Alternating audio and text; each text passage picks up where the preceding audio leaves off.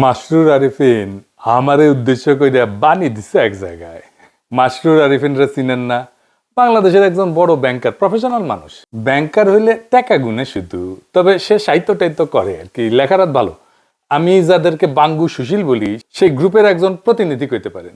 সে কি কইছে সেটা আগে শুনে আসি। আমি ওই পিনাকিদাকেই আবার বলবো, ওনার উদ্দেশ্যেই বলবো, আমরা কেউই পারফেক্ট না। উই আর ভেরি মাচ একই মানুষ, ন্যায় বিচারের পক্ষে আজকে দাঁড়াই, একই মানুষ আর এক সিজনে চুপ থাকি, একই মানুষ সকালে ভালো, একই মানুষ বিকালে খারাপ। আমরা কেউই পারফেক্ট না। কোন প্রথম আলো, কোন মাসরুর আরিফিন, কোন ডেইলি স্টার কেউই পারফেক্ট না। বাট তার জবাব এইটা হতে পারে না, আমাদের কোন ইমপারফেকশন থাকলেও সেটা ডিরেক্টলি আলোচনার মাধ্যমে মোকাবিলা করা উচিত। এটা কোন ধরনের দেশ যে এখানে জ্বালিয়ে পুড়িয়ে দিয়ে তার মোকাবিলা হবে?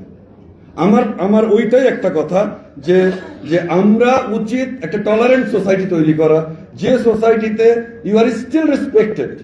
আমি উনাকে বলছি, উনি দাবি করেছেন, উনি করেননি, বাট আমি উনাকেই বলছি, we want a tolerant society যেখানে we are all respected and we are tolerated even when I strongly disagree with you and even when I actually don't like you. শুনেছেন তো?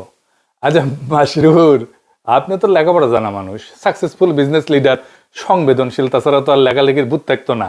তো আপনি তো ভাই রাষ্ট্র সমাজের সংকটটাই বুঝেন না। কেমনি একটা পলিটিক্যাল সিচুয়েশনকে বুঝতে হয়, নেভিগেট করতে হয়, সেটা তো ভাই আপনার জানা নাই। আপনার কথা শুনে মনে হইতেছে পিনাকি ভট্টাচার্য মরে গেলে দেশ সুস্থির হইতো। কিছু বেকুব মনে করতো যে হাসিনা মরলে ফ্যাসিবাদের পতন হবে, ওই রকম আর কি।